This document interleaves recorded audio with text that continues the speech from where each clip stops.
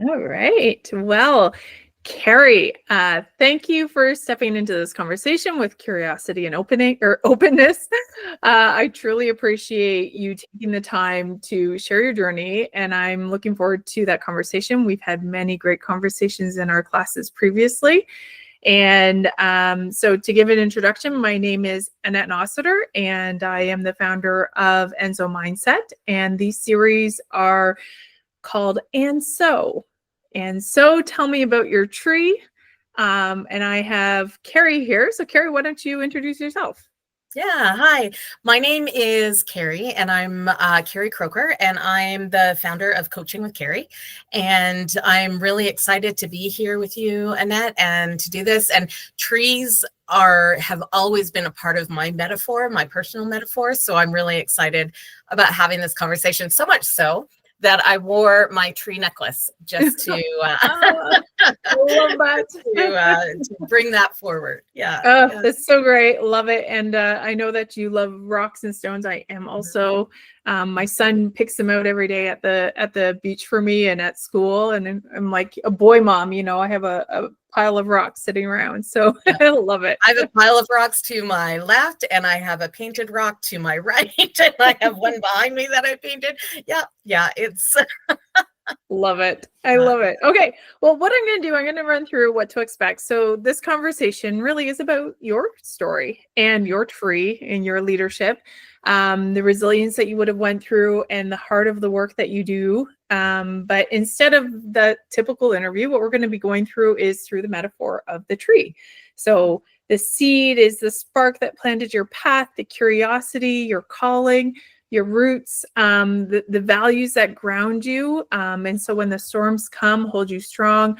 The branches, the way you extend your reach and how you connect with others. And most importantly, the fruit. The fruit is your wisdom that you give away, and the weather and the ecosystem. You've heard many of them. We'll go through them all. And so what I really want to start with is based on those, like your journey has been such a rich journey. What part of those trees, and let's start with the seed, really resonate with you?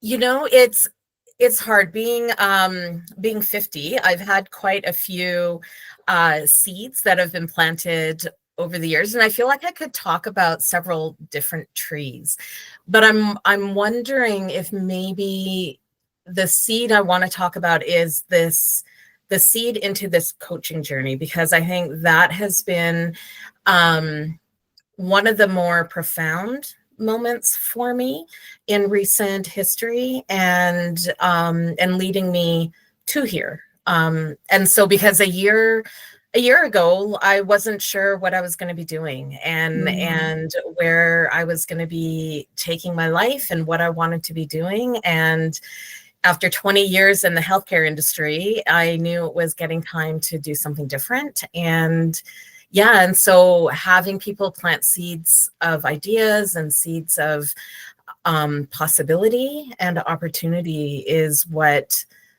led me to where I am today. Yeah. And we all have our unique experience of what really drove us there. And that unique experience is the DNA of the seed. And the first root that comes out is that root of curiosity. Mm-hmm. So what were some of those experiences that drove that first root of curiosity?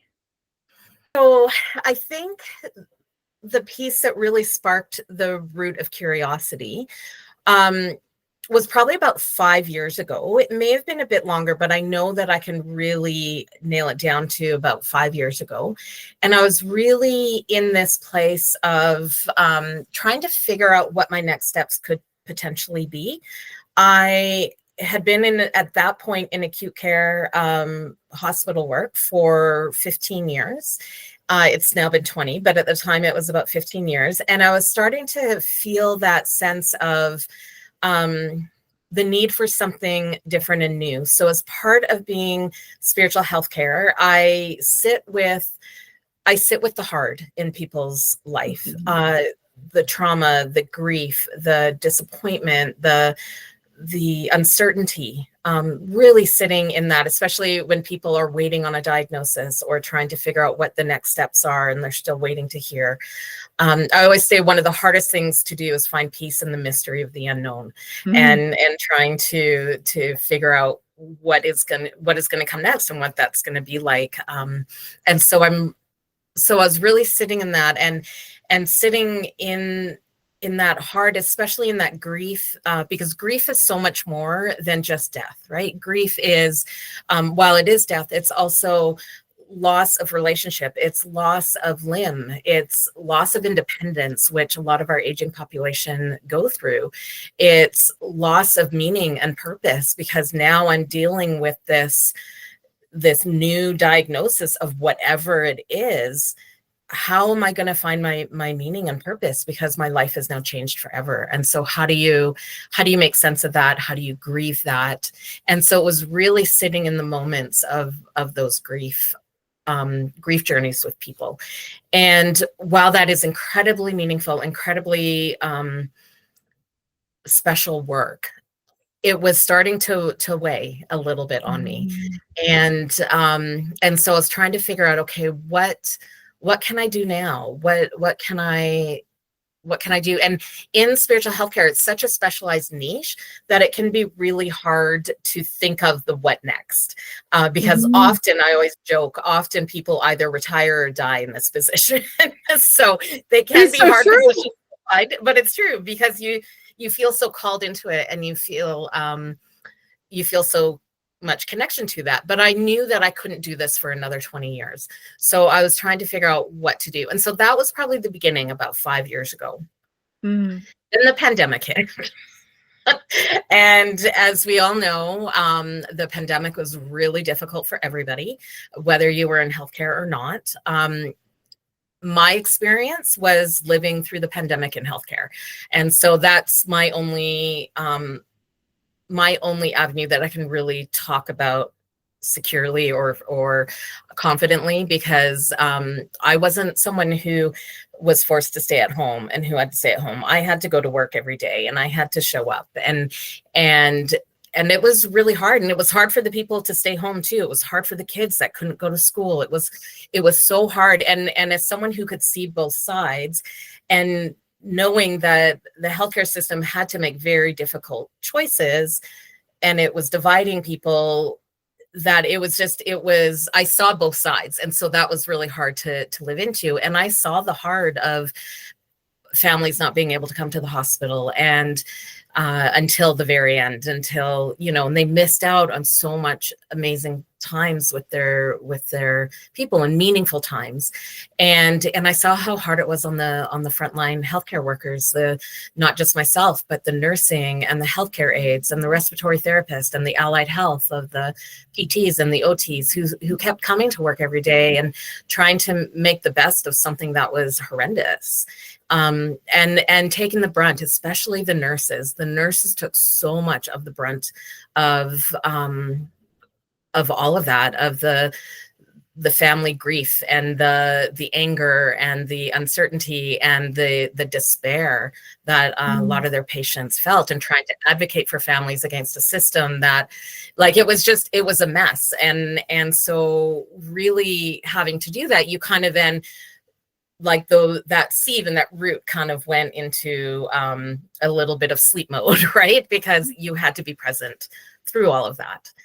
And so I think that, but it would have been about 5 years ago that started. So I hope I didn't go too off track with all of that. No. That, I mean, a huge acknowledgement to, like, what happened there. And you're dealing with the most human thing about us, of emotions and that uncertainty and that void that people get so stuck in, of, you're on one side, there's the bottom of a cliff, and how do I get to the other side? I have no idea, because the uncertainty is so thick. And that's really what I write, is the weather, right? The weather, you can, and it allows us to reframe, to then look at it from an outsider.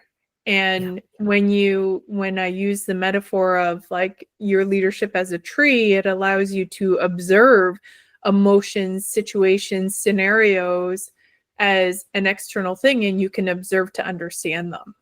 Mm-hmm. And so what I observe here is like, that's a lot. That's really heavy, and that's a lot, and really drives. So now that seed of curiosity and that calling, what are those roots? What values really started to grow? Because you're already proving that your leadership was very strong. Mm-hmm. And I say, amongst it all and amongst all diversity, the tree still grows. Yeah. Yeah. And so what were some of those roots that started to grow? Yeah, I think the roots that started to grow was especially once we got through, like, as I look through it now, really, like, the whole, like, when you talk about resilience and the trees being resilient, that really started to come up a lot. Self-care is such an overused term, and yet it is so vital to us staying present in the world and in whatever connection we have. So how do you talk about it in a way? That was one thing I helped form the wellness center that the staff could come to take a break and to be there and just to provide a safe and quiet place for people to be and to have those conversations. I was also I started up our Rocky View incident support team when I first got to the hospital. I've been doing it for years and years, but a few years before, we had developed at this site a Rocky View incident support team, and our team got called, and it was just for staff. And so our team got called to debrief a lot of those critical incidences that happen that they didn't have anywhere else to put. And because we know that when people can tell their stories in a safe way with safe people, their resilience can be built and they can come back to work stronger and healthier, rather than the maladaptive coping mechanisms that we often use when we just start to stuff things down. And so I've always had that belief. That's always been a part of how I work, but it was really highlighted in this time because it became so important of how do you find that resilience? How do you find that self-care? And even now, even the word resilience is starting to lose some meaning for some people within the healthcare, because everyone's just, well, you just need to be resilient and you just need to, well, but there's no how. How do you find resilience? How do you build that? How do you grow with it? I believe that everyone has it within them already. So it's just about nurturing it. It's about, like watering it and feeding it and doing those things and practicing it so that we can use that when the storms get really, really rough. Yeah. And so during that time, that really came to the light and the surface for me. Yeah, well, that's a perfect segue to the nutrients. I write about the nutrients and the nutrients that you need in order to continue to grow. And I talk about the nutrients of the sunbeam because it is always a beacon of hope, and the water, or even the tears that we cry to fuel and therapeutic to work to turn what's unknown and feel so hard in those emotions into lessons and understanding and wisdom. And so with that and how it grows, then those branches in your outreach, I can recognize the energy that you now are like, I know my calling, right? So let's talk about those branches and that outreach. And what's the fruit that you're looking to give away? Yeah, my branches and my outreach honestly are frontline healthcare workers, right? Like, and not even just frontline, like leadership. Leadership took a brunt of things too, right? Like it was every level of healthcare that were so greatly impacted, and seeing the need for that, like the issues that were so strong for everybody. And so what I would like to do and for people to see is have this outreach of people who who are still in that, who are still needing to find their resilience, who are still needing to figure out, when people keep throwing resilience in my face, what does that mean? People keep telling me I need to take care of myself. How do I do that? Can I still stay in healthcare? I think for me, my choice eventually was I had to leave healthcare. I knew that I couldn't do it anymore. I knew that I couldn't hold that anymore. And I wanted to be on the other side of the story. I wanted to not just be in the trauma, but I wanted to be in the, okay, now what? Now what do you do? You amazing rock star of a healthcare worker made it through this pandemic. We're now on this other side of things where everything's stabilizing from a COVID perspective, but it's not stabilizing from a healthcare perspective. And they're understaffed. There's a huge staff turnover. They're constantly short-staffed.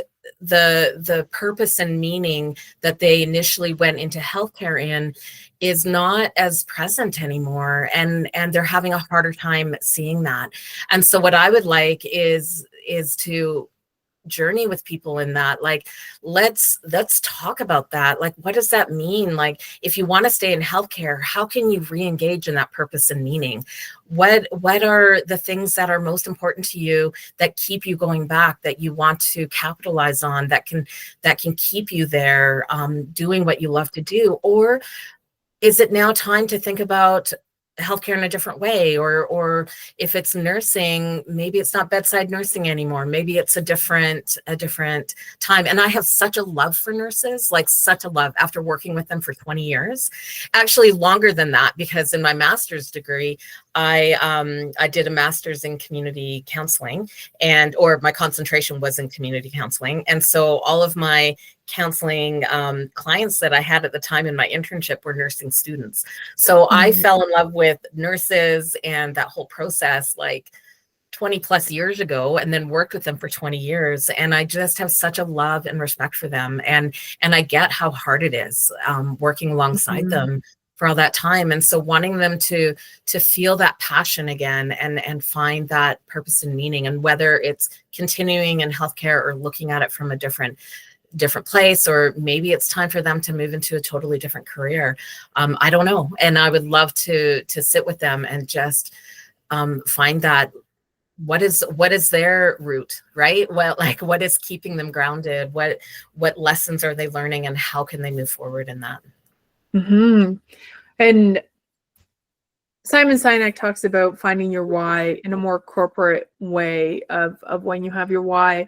And it actually inspired me in how I really defined of the end mindset, and the end so moment is aligning your why.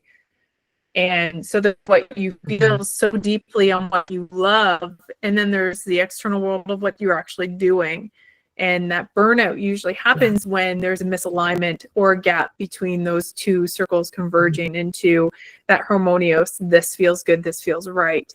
And like you say, anybody who goes into nursing or healthcare is because they care about the people. So what's happening in the industry to burn them out, to really leave them to like, can I do this for much longer? Yeah.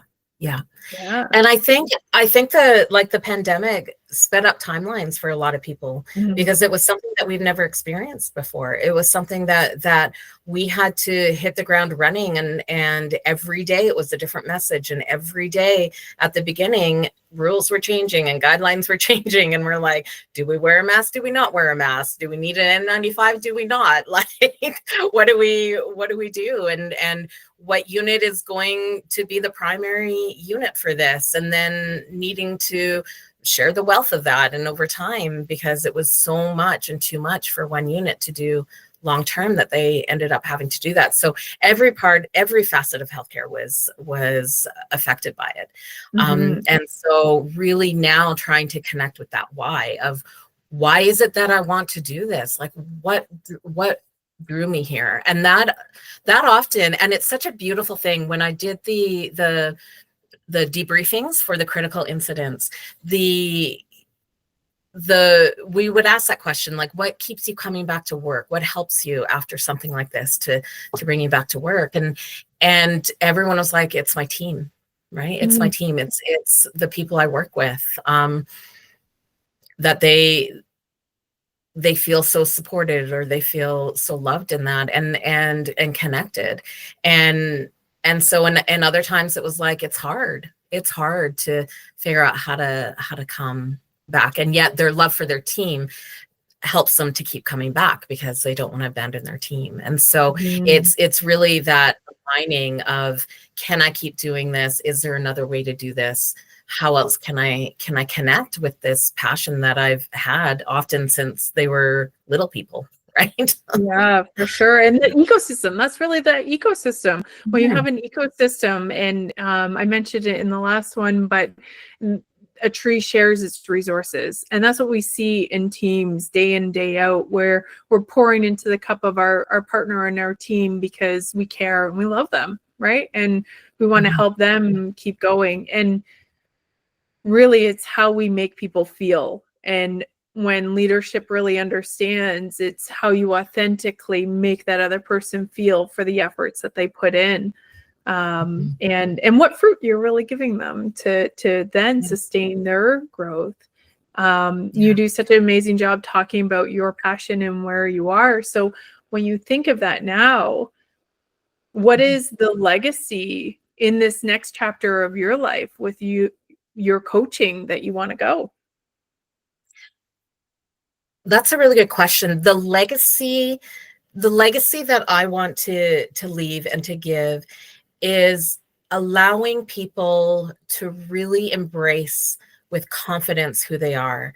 Like, my passion is to walk alongside people as they deepen their sense of self, that they have this understanding of who they are and how they connect in the world, and stand confidently in that knowledge, so that whatever path they go down, whether it's continuing at the bedside or continuing in leadership and continuing to make those changes, or moving completely out of healthcare, that the choices that they make are confident, that they know for sure that this is my next step, and that they can do that in a beautiful way that brings joy, that brings meaning and purpose, because often it's reconnecting to meaning and purpose, and how they can really engage in such a meaningful, healthy way. Yeah, so what I hear from you, you really help them grow their roots and get those roots really nice and deep. So no matter what storm, because storms are always going to come, no matter what storm that comes, they're going to survive it. Yes. And the tree still grows, and the tree still grows. So what is that seed of resilience that's already in them? I don't like it when people think that resilience is something you have or you don't. We all have it, but how do we nurture it, and how do we bring it to the surface so that when we are going through those storms, we can really embrace it and embrace those skills to get us through until the storm calms down. Yeah. And what I learned about in my mother's Japanese. So in the Japanese way of being, it is a way of being, not a resiliency as a competency you have to check on an HR skills and knowledge area, but a way of being that becomes so real. Yeah, absolutely. Yeah. That resonates 100%. And leadership too, I really am encouraging a redefining of leadership, and not that it's your title or the giant teams that you lead. If you lead yourself, you lead your family, you lead your immediate people, in taking one step in that curiosity and courage to make an action for change. Yeah, excellent. Absolutely. And you have had such a beautiful story, and through this, your energy and what you love right now. Why don't you tell me a little bit more about your business, and what are the next steps? Where are you going? Yeah. So with my business, I've now, I walked away from healthcare and decided to set up my own private practice. So I've called it Coaching with Kerri, and I really want to be present. Like my whole point is to be present with people. Like my love for healthcare, while I had to walk away from it for my own health and stuff, if everyone walked away from healthcare, we'd be like really out of luck. And so I have such a love for that industry. I have such a love for the people that work in that industry that I really want to nurture those people and just to help them find what their resilience is and find what their purpose and meaning is. And not just throw, you just need to be resilient, or you just need to, stick with it, or you just need to do this and show up. Like I really want to dig in with them and find out what is it that keeps them coming back, or what is getting in the way of them wanting to go back. And maybe it is that shift. And so finding that place where that passion and that purpose and meaning can really be embraced again. And if it feels lost right now. And so really wanting to do that and to support the healthcare industry and to support who they are as people, and how do you stay present in the moment with everything that's going on. Mm-hmm. So I'm excited about that. Yeah. And for me, I did a workshop on resilience, the Growing with Resilience, Uncovering the Possibilities, that people really seem to resonate with. So I want to grow that a little bit more. I'm hoping to do a retreat sometime in the next year on creativity and spirituality, because that for me is part of my health and wellness. Is I have to engage creatively. That brings me, it allows me to put everything to the side and to forget about everything that's happening and just really be focused on the moment and take that breath and allow my body just to really be in it and lose myself in that art. And so I thought, well, if I experience that, other people might too. And it really helps me connect to my spiritual side. I think a lot of us would identify being spiritual people. And I think often my spirituality comes out in my creativity. And so I want to offer a place and a time for that. And I have a perfect place that I want to take people to do that, and have a weekend of just quiet and creative and connecting and just really grounding ourselves in our own sense of spirituality, whatever that means. You don't have to believe the same thing I do, right? But it's just about connecting in a way that's meaningful to you. So I have all these different ideas and plans and hopes that I want to bring people along with me. Yeah. Oh, it's so beautiful too. And being in that stillness is so important. We have a world right now where everything grabs your attention. Everything wants your interest in what you're going to dive into. And creativity and that stillness can be many different things, right? It could be a walk in the park. It could be, yours is pottery, I believe, right? Yeah. Ceramic, all kinds of ceramics and whatnot, working with clay, having my hands in the dirt, right? It's having my hands in the earth and being connected with that. Yeah. For me, it's writing. I'm writing, I just pours it out on it. And I want to acknowledge how you identify that spirituality is different for everybody. And it's a really key thing of for anybody who's going into, hey, I'm curious. What would you say to someone who's just curious to understand more? Around the spirituality piece? Yeah. So for me, a lot of times we kind of connect religion and spirituality. And while spirituality can be a part of religion, religion doesn't have to be a part of spirituality, right? And so a lot of us are engaging in the world differently than maybe how we were brought up or how other people were, but there's this sense of meaning in our life. It's a sense of connecting. For me, spirituality really is that piece of longing, of hope, of knowing the strength within me doesn't rely on sunshine and rainbows and all of that, but just knowing there's this part of me that has been created to be resilient and strong and have meaning and purpose and make a difference in the world. And so how do we then heal? How do we then connect and find respite and find recalibration or rejuvenation or whatever it is that we need? And for a lot of people, for me included, it's nature, right? Being out in nature and experiencing the trees. That's why part of why I wore my trees today, the forest bathing that I think started in the Japanese culture, actually, where they started writing prescriptions for people to go out into the forest because they understand the healing benefits of that. And that's all about spirituality. It's our purpose. It's our meaning. It's how we interact and connect with each other. Even if we don't claim anything, we just know that we're spiritual. Sometimes it's that amazing conversation we have with one of our people, right? Like with one of our close circle of people, and that is that spiritual connection. Yeah, no, it is. And you say it so beautifully too.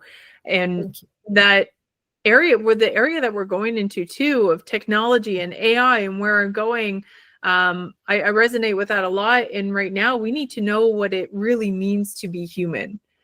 And really embrace everything about emotional intelligence and what does it mean to be human? Because when we go to our automatic 9-to-5 jobs, we go in automatic and repeat. And when we take that moment to pause and appreciate the impermanence about everything of life and whatnot, and not having to get deep in woo-woo, but just appreciate what it is to be human and on this earth and with nature. Exactly. And what connects us? What connects us to ourselves? What connects us to those that are closest to us? What connects us to the world in general? What connects us to an other, if you define another? Like what connects us? And to have that time, and we often let that part of our journeys and our lives unattended to. And so being able to find time, which is what I really hope that retreat that I'm creating will really do, is allow people to really attend to themselves, attend to that connection, however they define that connection. If I was closer to you, you're out in Calgary. If only I was closer to you. Yes. I think I need to go take a trip to Calgary. Exactly. One day. Right. Well, that sounds absolutely beautiful. And we see that more and more. And I really encourage, because it's so good for the soul, right? And helps you really align and listen to your higher self or your inner self, however you want to define it, to then find if like this feels good. Yeah, exactly. Absolutely. Yeah. Well, Kerri, this has been such a rich conversation and so much meaning. And I really want to thank you for sharing your journey so openly, and your wisdom, your fruit on your tree, and the resilience that you've already shown, and the work that you've done in your coaching is undoubtedly inspiring, and where you're going to go, especially in our healthcare system, because those ripples that you will make of helping another person, that's going to help another person. Me recently, my father-in-law passed away, and so they had that spiritual person there, and it makes such a huge impact. So for those who are listening, I encourage you to explore Kerri's work. And with this, I'll end up putting the posting of her links, and her tree offers both guidance and a safe space for any tree to grow. And there's so much to learn from your story. So what I want to close off is, like, if this conversation resonated with you, share it, like it, send it off to the ether to the people that you know that will make use of it, and join me for more And So moments, where we continue to uncover all these different resilient leaders in so many different fields, and through the lens and the nature of wisdom and the metaphor of a tree, obviously, and those quiet lessons that we need to just stop, pause, and be still so we can hear those lessons. because in the end, we're all growing, we're all weathering the storms and reaching towards something greater. And so, Kerri, I want to give this opportunity for you to close off and give those last messages from you. Yeah, I first of all, I want to thank you for this conversation and for the opportunity just to share my story and to get this message of my tree out into the world. I really appreciate the work that you're doing, and it's such an honor to be on this journey with you. So thank you for that. And for those listening, just reach out if anything resonated and you want to know more, like, feel free to drop me a line, and I'd be happy to have any kind of conversation. Yeah. Excellent. And so the tree still grows, and so dig those roots nice and deep. Extend your branches out to those who you're going to provide shade to, and even if it's shade for yourself. And thank you again, Kerri. It's been a great conversation, and we'll see you later. Goodbye. Thanks.